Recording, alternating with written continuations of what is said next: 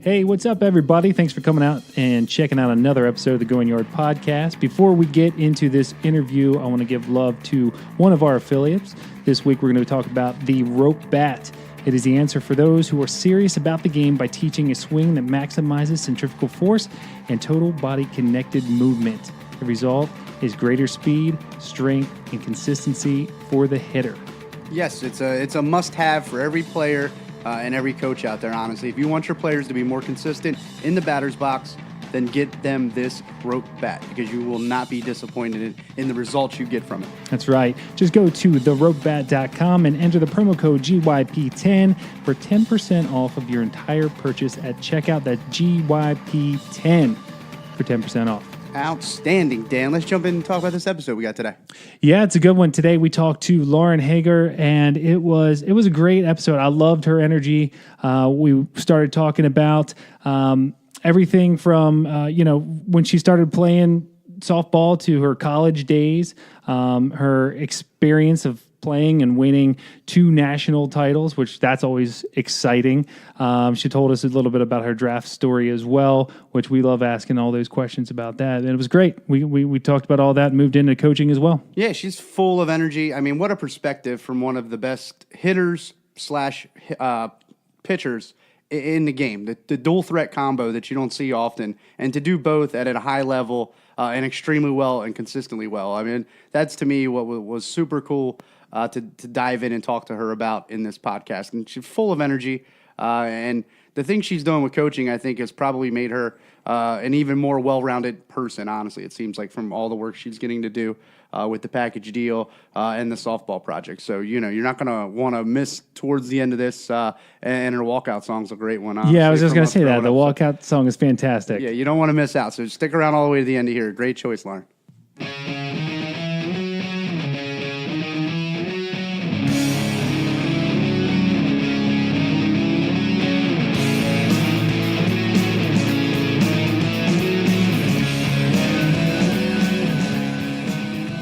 Hey, Lauren, thanks for joining us. Hi, yeah, thanks for having me on. Hey, Lauren, it's Tyler. Appreciate you taking time to do this. We know you are very, very busy with everything you got going on, so thanks for jumping in here and talking to us and our listeners today. Yeah, of course. Being here on a Sunday morning is rare, but I'm glad that, I get to make it useful. You got to make the most of your time here.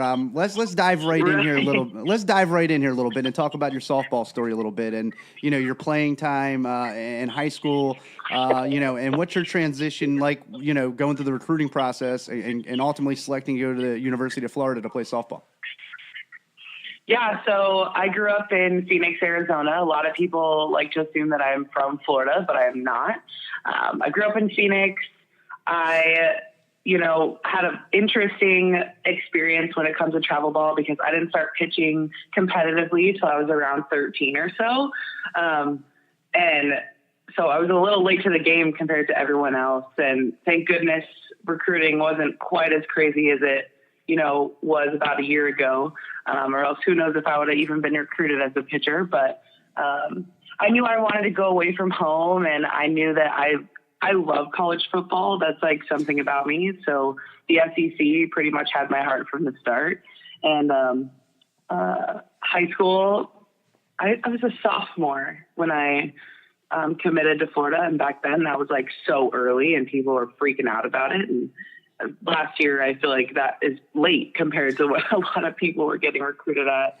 But I played in California almost every single weekend. Driving to California all the time to play in tournaments, to be on the best fields, to get recruited by the best schools. And that's what I wanted to do. We were playing, the Firecrackers, the Bat Busters, the Cruisers, the Athletics constantly. And that's what, drove those coaches to our field to watch us play. And Coach Walton, I want to say Coach Rocha saw me first.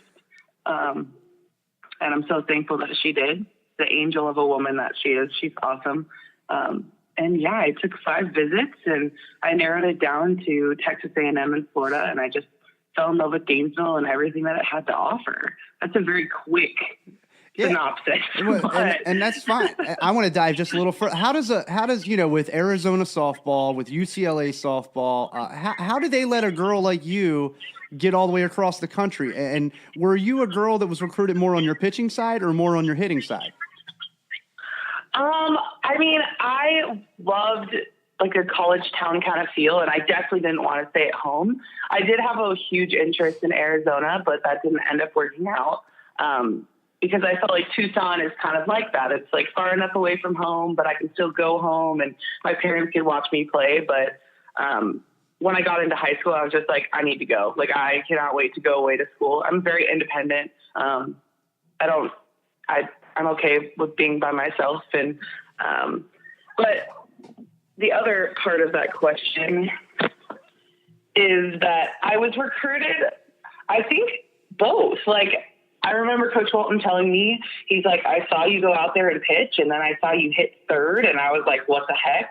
As Amanda Scarborough likes to call them, we're unicorns, and the fact that hitting pitchers don't come around often that could do it at the next level. And so they just kind of recruited me to be both. I think they recruited me more, like a little bit more to come into our program and make more of an impact as a pitcher.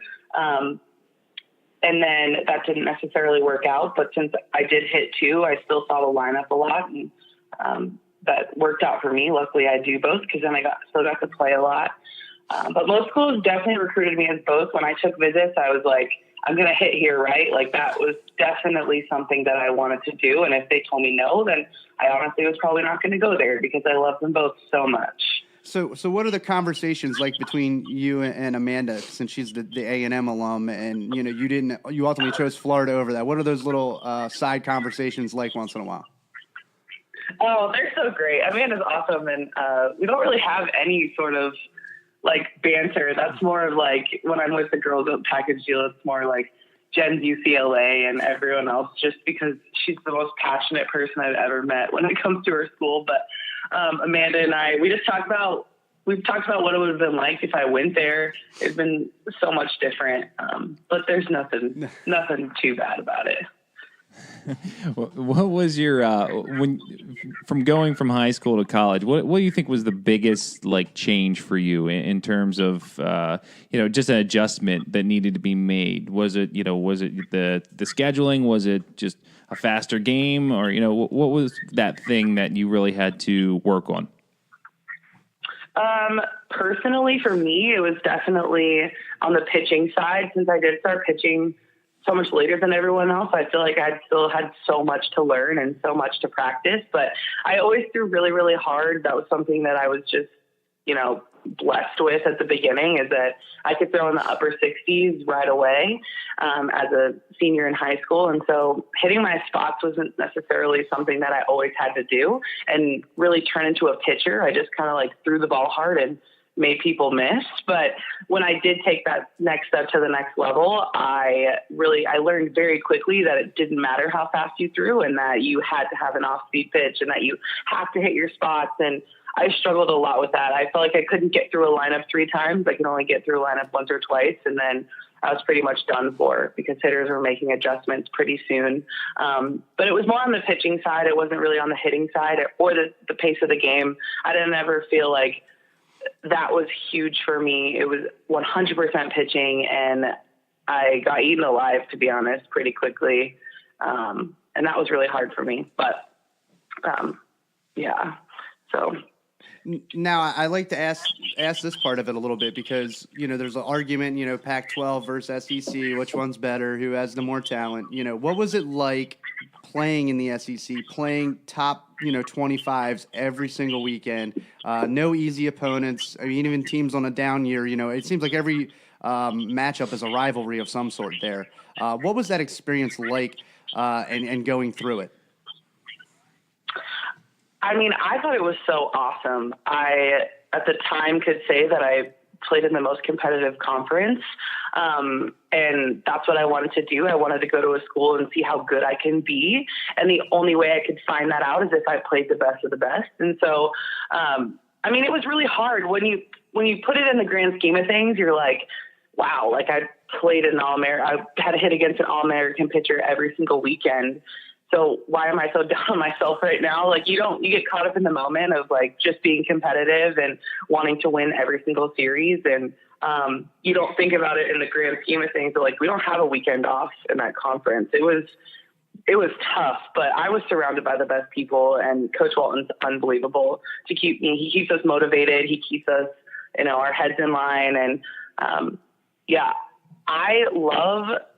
I'm competitive on the field, and I love playing the best of the best constantly. So it never really bothered me, but I did feel like I had to step back sometimes and be like, you need to relax. You're facing such amazing pitchers. You're facing such amazing hitters that, like, take one game at a time. Don't get too crazy, because it can get a little overwhelming, I think, when you're as competitive as I am when I'm playing.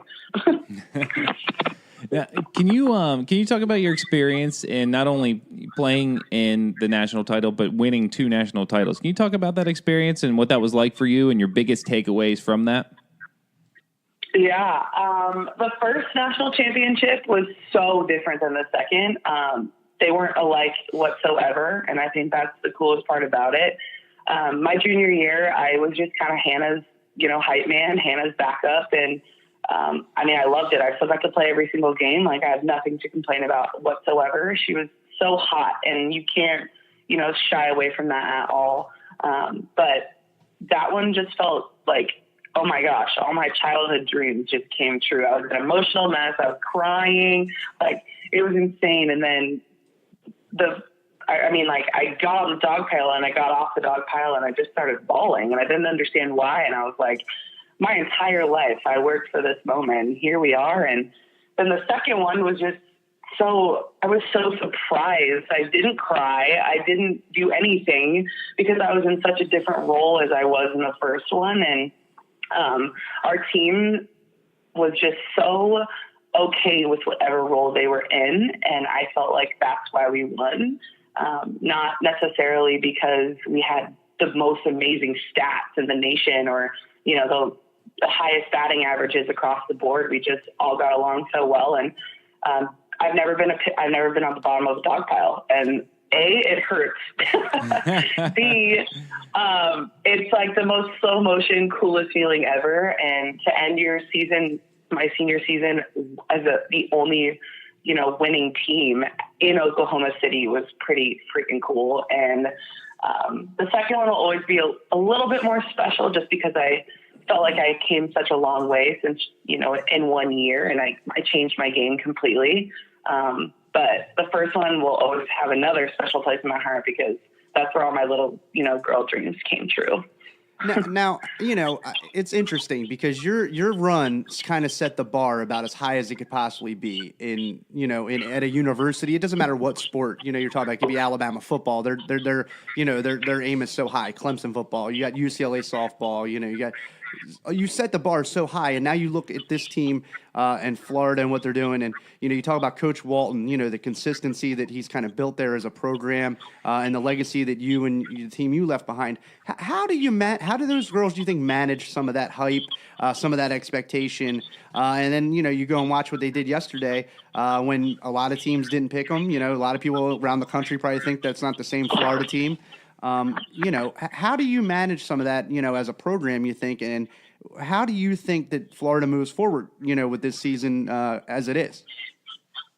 Yeah, I think every team is so different that comes through. Every class is so different that comes through, different personalities, different, hype numbers, like you can say in last night's interview. But my class, we just came in and we had every expectation to be the best that we could be. Like, that's just the culture that we created, and we didn't come to Florida not to win a national championship. And that we made that very clear to Coach Walton, even when he didn't necessarily think that we had every single tool to do so. We told him that's why we came here, so that's what our goal is, and if it's not, then we have a problem. And that's just kind of how we handle ourselves. And our 6 a.m. runs were unbelievable. People never missed time. People, it wasn't even an option. I don't even want to know what would have happened if, someone showed up late or someone missed a time. It was just these expectations that we had set for ourselves without him having to even, set any for us. And then, like I said, every class is different. Every generation is different. So whatever's going to motivate, each class differently, I think they should.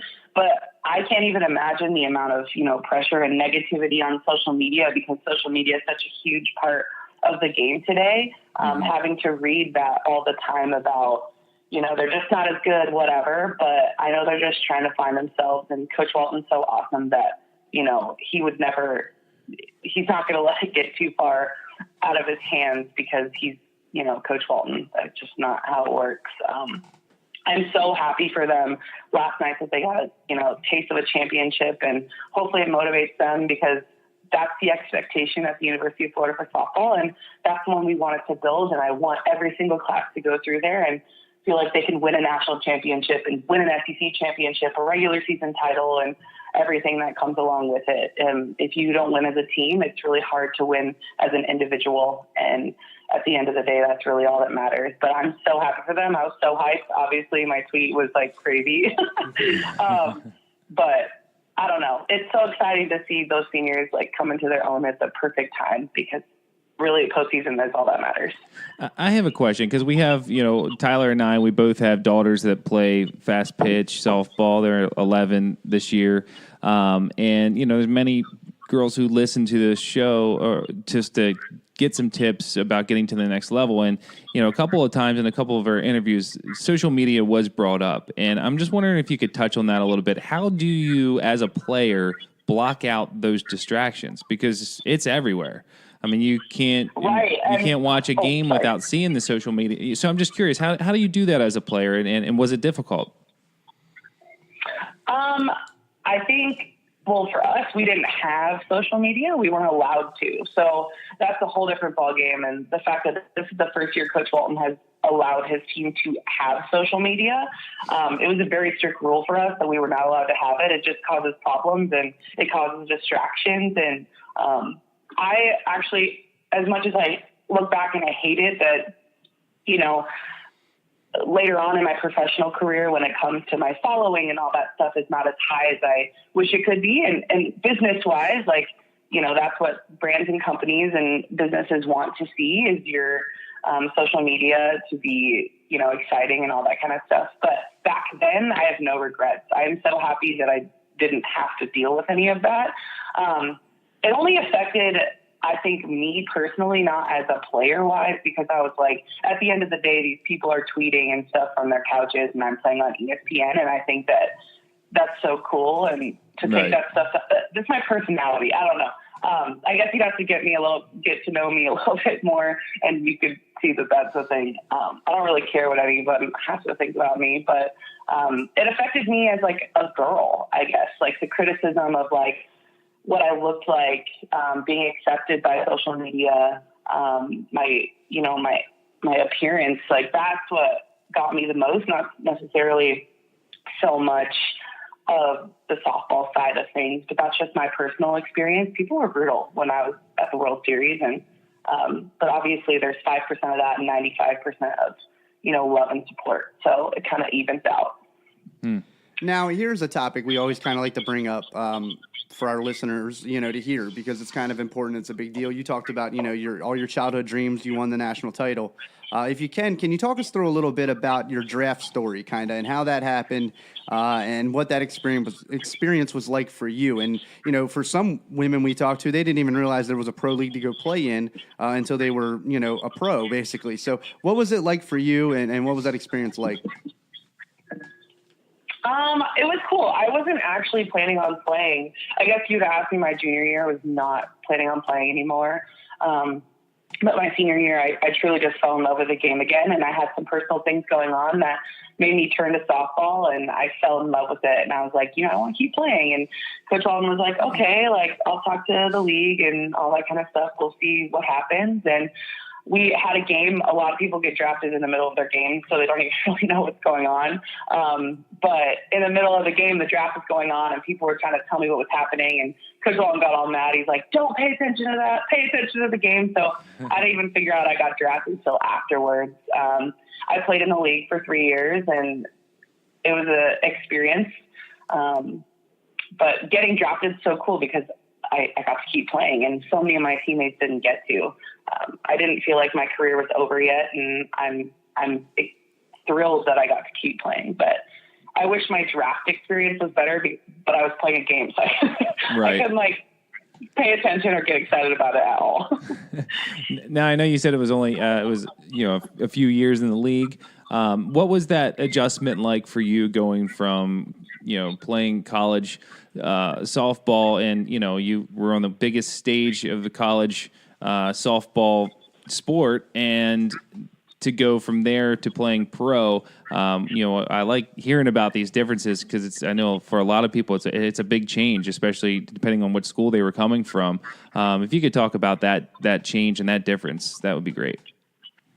Yeah, my 3 days after the World Series, I was on a plane getting ready to go play my first professional season. And you think about how many games I've already played, and I was tired at that point. I had pitched my heart out for the last half of that season just to win. And my first at bat, I got on the plane and I had a red eye, and they said, "You're going to pitch tonight against the Pride, you and Kat Osterman." I was like, "Oh my gosh, what the heck?" It didn't set in.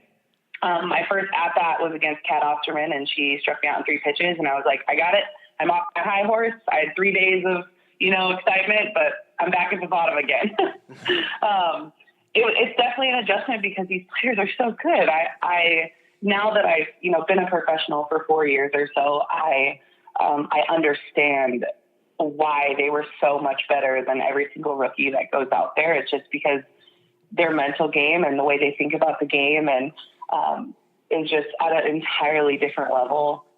Just growing up a little bit in the past couple of years about pitching and hitting and all that kind of stuff, I can honestly say my mental game is as good as it has ever been. And you have to become a little bit more independent because in college, you're just being told what to do all the time. These are the pitches you're going to throw. This, and this is what I want you to do. And the pro league, you have a little bit more freedom, and that helps you grow so much. But the level is unbelievable. I think I gave up my first home run to Andrea Duran, and I struck out my first time against Kat Osterman. So, I'm not mad. Right. That's pretty much a dream come true right there. Now, it's got to be incredibly difficult because, as commercialized now, and it's grown a lot, college softball is, there's no off days in the pro league, right? I mean, every player was an All-American or something, it seems like, or they're on an Olympic team somewhere in some country. I mean, as good as college softball is, people probably really don't have a clue how good these players are, in the NPF. Oh, yeah. And not to mention, you play them so many times. I can only get out this person, I should only have to get them out 6 times ever, and you end up playing them so many times that it's just you just feel like you can't win. I'm talking from a pitcher's side, I guess, because throwing to these hitters constantly over and over and over and over again, I don't have that many pitches. All my secrets are out by that point. These players are unbelievable. I've learned so much from all of my teammates of just their experiences. Wherever they went to school, it literally doesn't matter because I've met some of the best players I've ever played with, and they didn't go to anywhere that, Florida, wherever. It's kind of cool to see everyone just kind of mesh together. And not to mention I've met some of my best friends that, went to my rival schools, and you learn so much from them too about their programs and why they were so successful, and it kind of meshes together. But the talent level is unbelievable, and to have to play each other all the time just makes it that much harder.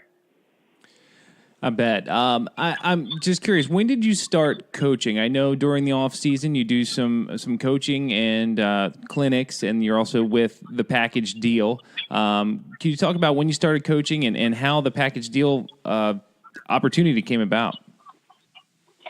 Yeah, I started coaching.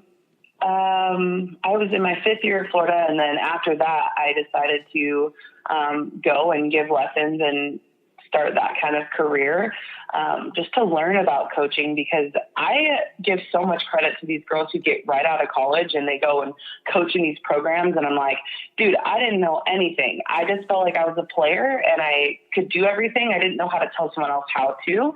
So that was definitely a learning process for me, and how to make kids feel things. That's one of the most challenging things, but it's also so much fun now that I, have done it for a while. But the package deal thing came up. I was playing a fall tour game not last October. Is it? Oh Lord, what year is it? I don't even know. Okay. 2 Octobers ago. Yeah. Oh my gosh, 2 Octobers ago now. I saw Amanda. We were playing, Scrapyard was playing at Texas, and Amanda came down, talked to us. She's like, what are you up to? Like, what are you doing? And I just told her what I do. I just was working at Scrapyard and all that kind of stuff. And she kind of reached out to me, and Jen and Amanda reached out to me around Thanksgiving time and said, hey, we want to talk to you and get you on the phone. And I was in a layover on a flight somewhere, and they called me and we just talked, and it felt like an interview, but I wasn't really sure what was happening. I was like, why are you grilling me? What are all these questions for? And Amanda does ESPN in the spring, and it was just getting really serious for her. Like, she was never going to be able to do package deal on the spring tour.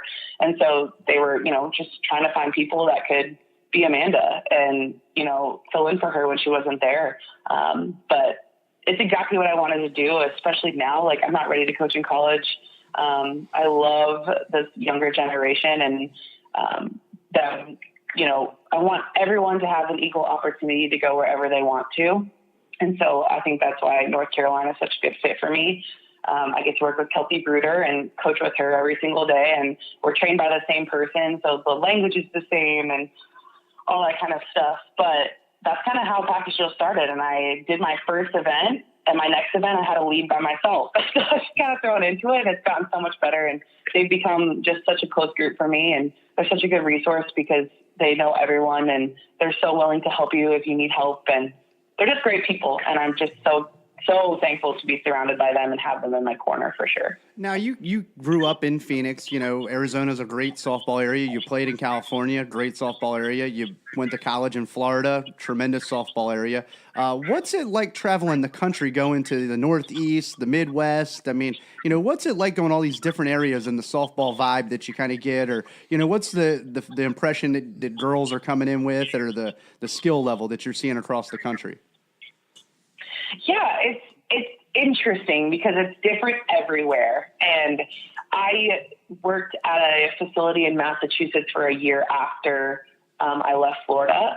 And that was quite the shock for me because, everywhere else I've ever lived, softball, you're playing all year round. Like, that's something that you're doing. It's not really an option. It's a culture thing, like going out and pitching all the time, which is normal. And it was a shock for me to work with, people in these northeastern states, because in the wintertime it just shuts down. And I'm like, you told me you wanted to go to Florida. Like, you told me you wanted to go to this school, and this is what it takes. And it was just so hard for me to wrap my head around the culture, the softball culture differences. And it's so different everywhere else. But I think that, getting out there and the package just going to these places is motivating girls more than ever. And just trying to change the culture of, like, it doesn't matter where you're from. Like, you can still go where you want if you're willing to do the work and if you're willing to be different than everyone else around you. And that's the biggest thing I've learned with traveling everywhere. It's so different. And so many states have honestly surprised me. I've gone to states in the coldest places ever, and I'm like, you guys are awesome. Like, I was not expecting that. And so, yeah, it kind of, it motivates me and inspires me when I see stuff like that, because they're just willing to do whatever it takes, and that's what it takes. Now, with saying that, with traveling all over the country and seeing different, different cultures of softball in warm weather and cold weather states and areas, what are some of the common things that you're seeing between the girls that are playing? I mean, in terms of flaws, I guess I should say, is it a mental thing for a lot of them? Is it things that some places they're not, teaching certain things at certain times, or is it, is it strictly just on the mental part of it that if they just worked on it a little bit, at an earlier age, they could get past, all that barrier? I'm just curious of what you're seeing. Yeah, at the end of the day, like, you're competing for a scholarship with someone from Southern California, and that's just how it is right now. And you might be doing more. These girls might be doing more than the people around them, but are you doing more than the girl in Southern California? And they don't realize that because they're doing the most out of the people around them. So they think And I just think that it's, they just don't know. It's definitely changing. And I definitely think that, it's getting a little bit better, but just even being in North Carolina, I'm like, you can't skip out on lessons. Like, you can't stop coming when you're doing well. Like, what do you think the biggest recruit in Southern California is doing? She's working on her own every single day. And when I would tell people, like, I pitched 4 times a week and I hit 6 days a week, they look at me like I have 7 heads. And I'm like, that's just what it was like. That's the culture. That's what everyone around me was doing. And I had to do more than them. And I think that you might be the best, like, in your area, which is fantastic. But if you have big dreams to go to these big schools, that's definitely something to keep in the back of your mind. And I think there's definitely a disconnect there, because someone shouldn't have to constantly be telling you to practice or telling you to do stuff out of here.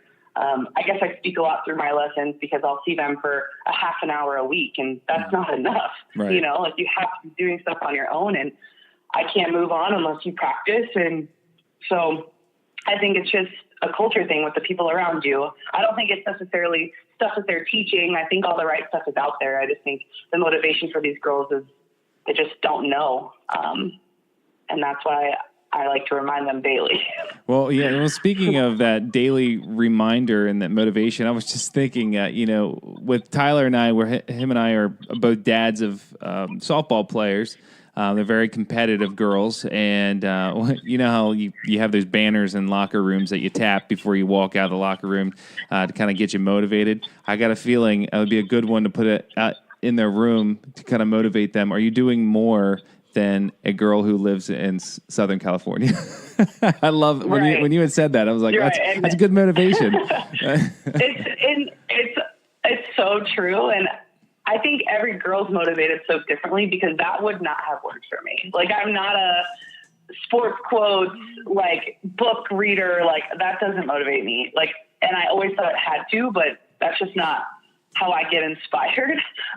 So every girl's so different that they just need to find what works for them, because if that works for you, put it everywhere. Right. Now, Lauren, if you can, you talk about being in North Carolina. Can you talk about the softball project, the name of it and what you're doing there, and the collection of coaches that are there, and kind of what are some of the gains you're seeing, and what are some of the things that the girls, you said you only see them for 30 minutes, a lesson. So, what are some of the things that, in that area you really need to try and draw and bring out of people? Yeah. Well, Kelsey Bruder, she went to Florida, All-American, Honda Award winner. Like, her resume is unbelievable. She's such a great hitting coach because she's A, super honest, which I think is super important.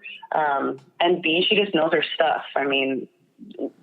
Completely talks in a language that girls can understand.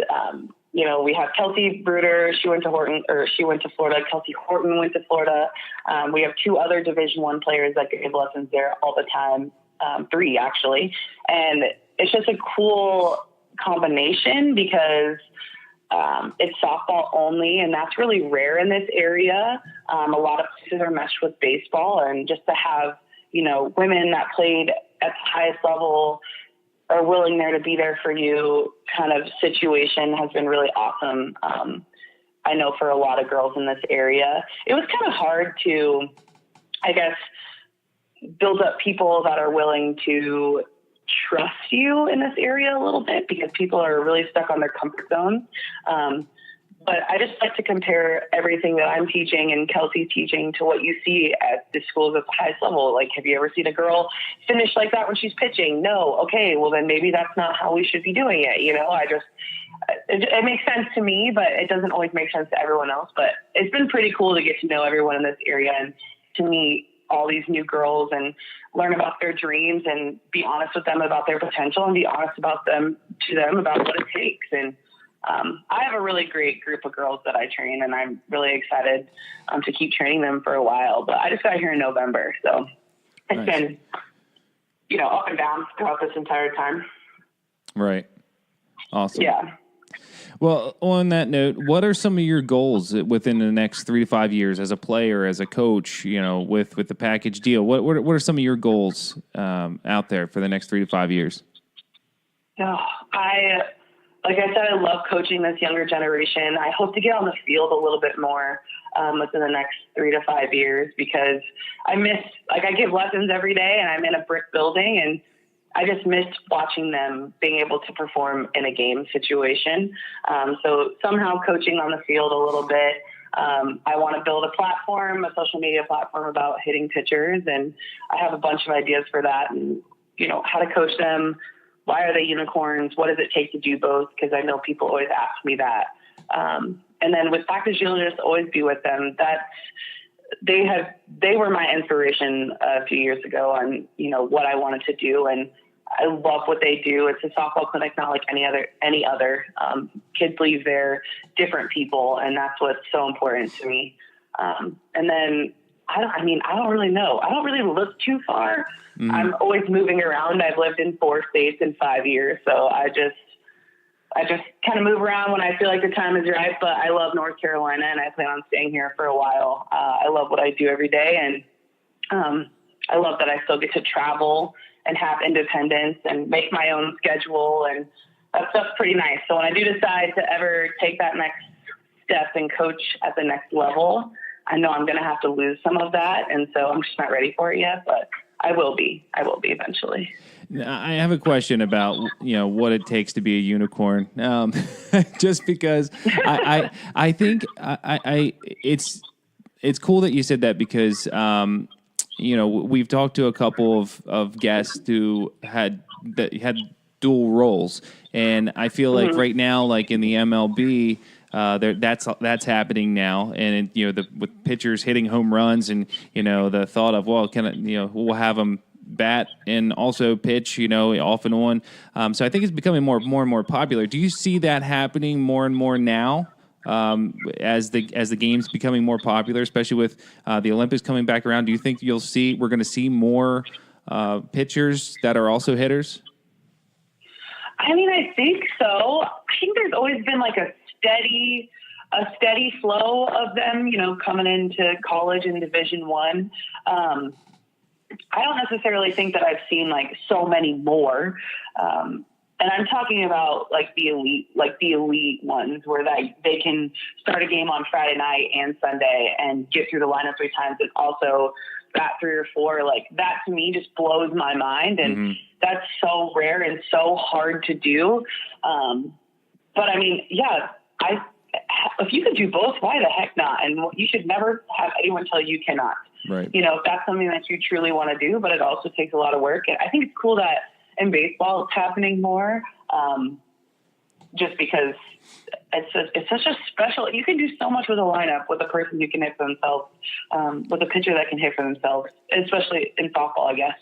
And it makes the game more interesting too. It's not a wasted at bat. I mean, you see these pitchers, right. For example, in the National League, it's almost seems like it's a wasted at bat half the time because they have no intentions. I mean, sure they would love to get a hit, but I mean, they're up there to swing a bat and fill a spot in the lineup, and it's just making it more interesting now that they can hit.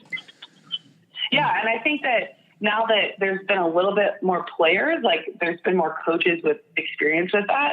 I'm pretty sure, I'm almost positive, I'm the first one Coach Walton ever coached at that level, and he didn't really know what to do with me at first. I think that was definitely a growing experience for both of us, and like, how am I going to handle her? Like, how do I coach her? Because I can't coach her just like a pitcher, and I can't coach her just like a position player. And I was playing first base in that mix there for the first 3 years too. And it was a lot. And I definitely had to drop one to get better at pitching, but just to have enough time to accomplish all of it, because at Florida, defense is something that's so important. So when I was playing first base, it's not just like, oh, I take ground balls at first base. Like, I'm playing first base, I'm in defense every single pitch. And it was an adjustment for him too. So I'd like to, talk to more coaches who have had more two-way players and just see what they did with them and how they've handled that. Because I can't imagine being like, okay, what do I do with this? How do I work my lineup? And I think that's really interesting as well. To me, the whole thing about it is how impressive that some of the pitchers that, they don't, like, you take Elish or Garcia or some of the others that are doing it in the game right now, it's easy to take a bad at bat to the pitching mound, and it's easy to take a bad inning on the mound to the batter's box. And honestly, when you're dominating on the mound, and then you can hit 350 to 400, which isn't, even some of the best hitters in the country don't hit over 300. I mean, it's unbelievable to me that, you can separate the two and not, let one falter so far to where you're basically, kind of a detriment on one side of it because you mentally you couldn't clear your mind to go attack the next side of the game. Right. I always tell people when they ask me what I like better, like I can't compare them because I have two separate brains. Like I have a hitting brain and a pitching brain, and that's where they stay. And it takes a long time to feel like you can totally, separate those two brains that you have, because if for 1 second you let one drift over to the other, it's a mess, and it just makes your life that much harder. I also felt it as being, it's a comfort thing, because if I was pitching bad, I knew that wasn't it for me. I could still help my team in other ways. And that was a good way of thinking about it too. When I was struggling with one or the other, is that I had another one to fall back on. But the two brains thing, not like striking out with bases loaded in the bottom of the sixth, and then now you expect me to go strike out the side in the top of the seventh. Like that's really hard to do. It takes a lot of practice. But just knowing that, your team needs you now, it's over, and learning how to shut that brain off for 3 more outs is something that is special, because not everyone can handle that for sure. Yeah, I bet. I have a question for you. If you could go back and tell your teenage self anything, what would it be? Oh, that's tough. I mean, a couple that come straight off the top of my head is that, like, not be so worried about what you look like. I think that was hard for me.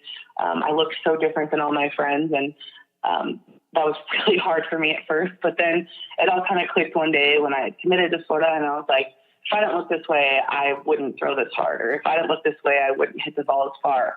And I just started to not rely and put all my worth in my physical appearance.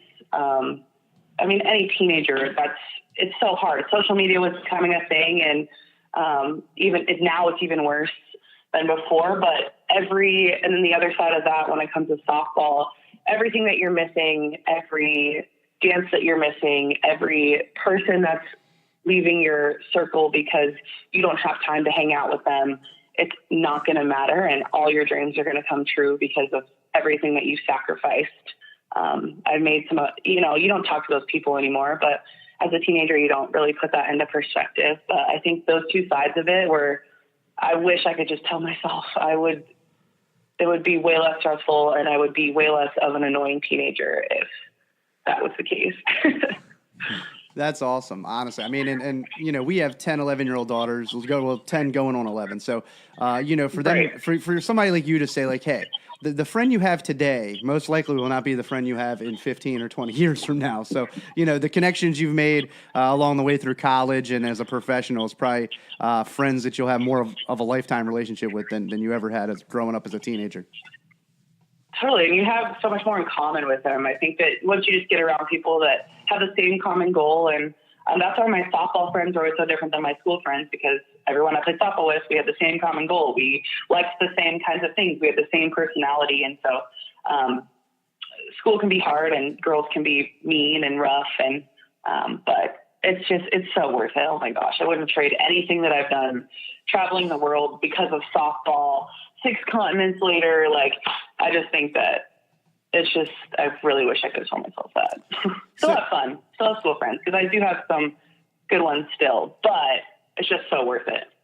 So here's a question we like to ask, and it's kind of how we got to you, honestly, is who do you think the Going Yard podcast that we should reach out to as a future guest on the show that has whether it's a coach or a player or anybody that has maybe a good story, good advice, incredible knowledge that you think we should reach out to have on? Oh, why didn't you tell me this before? Because we wanted to surprise you. No. I know. I like it. And I know that a bunch of us package deal girls are just going to be handing it out to each other just because everyone has such a different story. But I know someone's story that inspires me every single day is Kendall Burton. The stuff that she's gone through in her life to where she is now is like unbelievable. And I had no idea I had no idea her story at all. And she's not the first person to be like, this is what happened to me, but it's really inspiring. And I'm going to kind of call her out because I think, more people need to hear it, but she is writing. I don't want to give it away. But anyway, she's working on getting her story out there. And that's why I'm going to call out because she is amazing and she inspires me every single day. And not even just about softball, but it kind of gives a different perspective because her recruiting story, her school story is unlike anyone I've ever met. And I'm sure there's someone out there that can relate to her. What's cool is we have had her on and she did tell her story, but I didn't want to interrupt you because there's a lot of new listeners. So I'd rather let them hear you talk about that so that they can go back and listen to that episode. Because that honestly, that was amazing. Like I loved hearing what you had said about it because Tyler and I when she was telling her story, we just like our mouths were open. Like what? How do you keep going? How do you keep going? I had no idea anything like that. Yeah, at all. Blew our minds. That was one of the coolest episodes I think we've ever done, and such strength and courage, and just the willing to just keep moving forward. I thought that was such an amazing story of triumph. I just wish I had half of her motivation, at all, just willingness to just. I can't even imagine.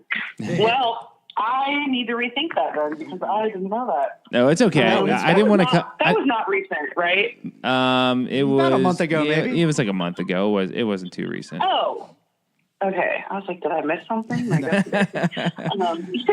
No, it's okay. I don't know. Oh my gosh, that's hard because as soon as I hang up, I'm going to be like, oh my gosh, I should have said this person. No, it's okay. It's no big deal. It's a great recommendation because people should go listen to her story. I mean, it doesn't matter. They really should. Yeah, they should. And it doesn't need to be somebody It doesn't need to be somebody we haven't had on. I mean, honestly, just the recommendation, from Lauren is a huge thing because I mean, people who haven't heard her story should go listen to it. I mean, even if they're not a softball fan or a softball player, I mean, people should listen to what she's gone through and realize that whatever you're going through in life, it's probably not as challenging as what she went through. Right. And play at the highest level. Oh my gosh. I mean, exactly.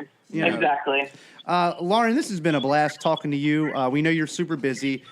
We know most of our fans probably know who you are. But for those who don't, where can they find more information on you online? What's your, Instagram or if you have YouTube, Facebook, website, whatever you got, plug where people can find more information about what you're doing and what you got going on and where you'll be going. Yeah, all my social media is at lhaeger17. It's pretty simple. No website yet, working on it. But yeah, Instagram, Twitter. I try to update my Instagram pretty often, and that's where you're going to find most of my adventures because I'm never home. I'm always somewhere else. It's hard for people to keep up, to be honest. But Instagram, lhaeger17 is where your best bet is for sure. Awesome. Well, I have one more question for you, but before I ask you the question, I'm going to give some love to one of our affiliates. I'm going to talk about the Swing Tracker by Diamond Kinetics. It is the most precise and complete swing analysis and development tool available today.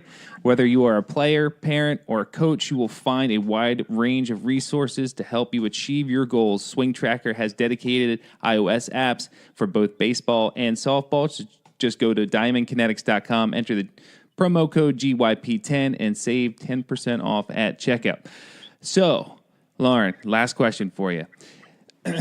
Let's say you have a chance to pitch in the 2020 Olympics in Japan. Actually, it could be pitching or hitting because you do both. Okay. What would you choose as your walk-up or walk-out song to the plate or the mound? Yeah, I got this walk-up song when I was a junior in college, and it's stuck with me ever since. And every single time I hear it, I just get so excited. But definitely the beginning of "Party Up in Here" by DMX. Like when the whoo happens, that's my favorite part. So that would be it. That would be my walk-up song. Awesome. That's it. Awesome. Yeah. All right. Well, we appreciate your time. Appreciate you coming on this early Sunday morning.